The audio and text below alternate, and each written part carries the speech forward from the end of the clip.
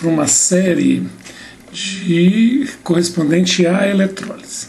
A eletrólise, o conceito dela é esse aqui, ó.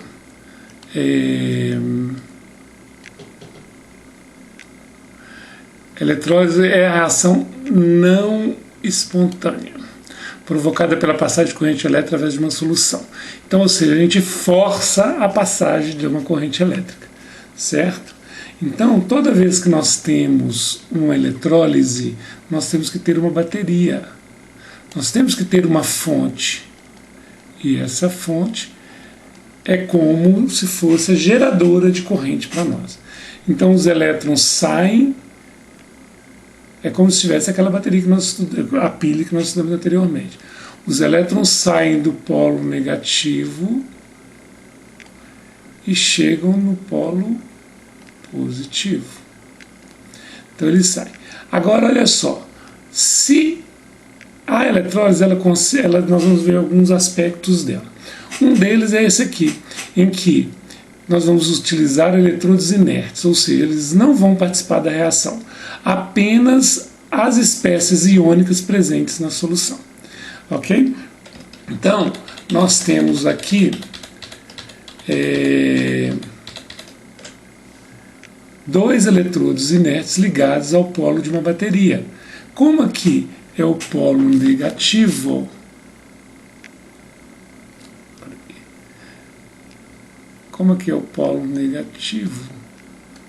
e aqui é o polo positivo, aqui também vai ser o polo negativo. Só que aqui vão chegar elétrons. Se vão chegar elétrons, as espécies positivas vão ser atraídas, presentes na solução, e vai acontecer a redução.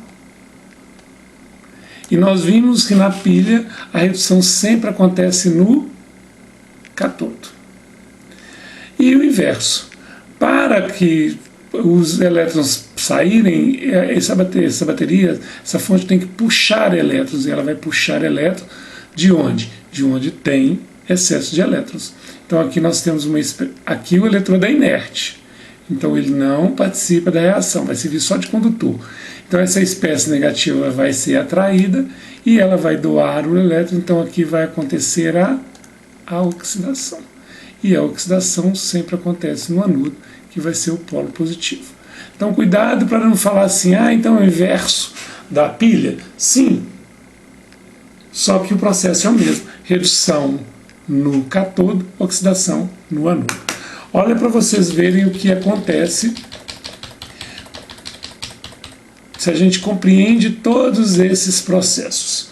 Aqui nós vamos ter uma cuba eletrolítica.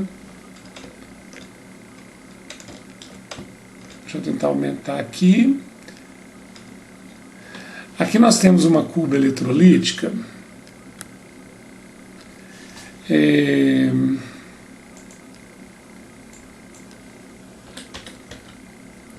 Vamos ver se fica menor um pouquinho.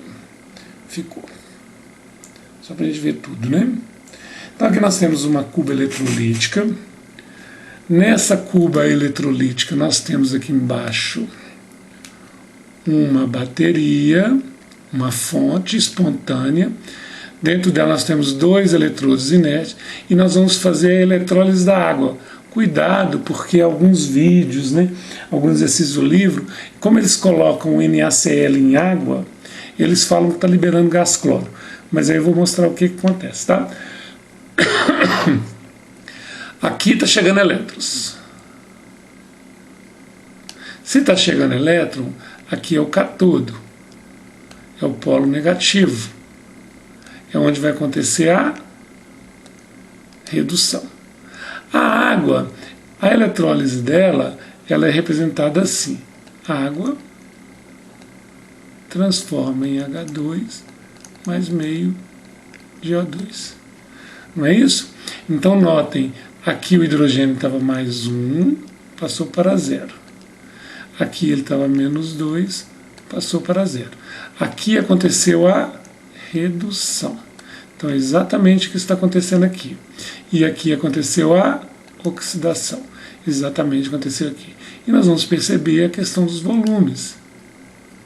Os gases eles sobem e empurram o volume do líquido. Então a proporção é de 1 para meio, certo? Então observem que no processo eletrolítico o processo sempre é o mesmo, tá ok? Só a gente começar a analisar todos esses tópicos, né? Bom, agora vou mostrar também outro ponto principal.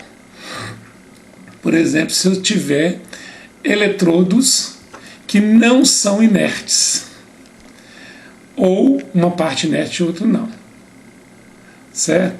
Esse aqui nós temos um eletrodo inerte, ó. Mas eu tenho uma solução com cobre, e esse aqui está ligado no polo negativo, então os elétrons vão chegar aqui. Quais espécies que eu tenho aqui dentro? Eu tenho H+, OH- e Cu mais 2. Quem vai depositar em qual lugar? Observe o seguinte, eu não tenho nenhuma fila de reatividade, eu não tenho nenhum dado de potencial, mas eu sei da reatividade. O cobre não é um metal nobre, então a tendência do Cu mais 2 é passar para Cu0. Não sei se vocês lembram da escala de reatividade, o hidrogênio é mais reativo. Então se ele é mais reativo, ele tende a ficar na forma oxidada. Ele é mais reativo em relação ao cobre. Então nós temos aqui a espécie Cu mais 2, a espécie H+, que vai para o polo negativo, onde saem os elétrons. Chegando aqui, o que acontece? O cobre sofre redução, então ele vai depositar em cima dessa chavinha. Aqui, quem que vai para esse eletrodo? SO4 e OH-. Observe o seguinte, deixa eu limpar aqui para ficar mais fácil de visualizar. O SO4, deixa eu pôr um azulzinho aqui para não confundir. Tem o SO4 e o OH-. O SO4 ele é super difícil de descarregar, então vai ser o OH-. O OH- vai transformar em O2, então a gente veria uma evidência aqui, que é a liberação de gás. Certinho? No polo positivo, os elétrons sairiam aqui, o OH- passaria para O2, menos 2 para 0. Vai acontecer uma oxidação. Tudo bem? Então, sempre é só prestar atenção nesse tudo isso que a gente está falando. Agora eu vou colocar deixa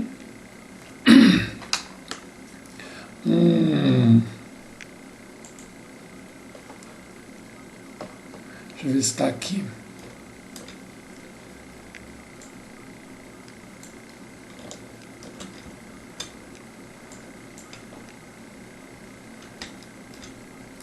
Gente, é muito complicado fazer essas coisas. Primeira vez que eu faço essa filmagem, tá? Então, desculpa.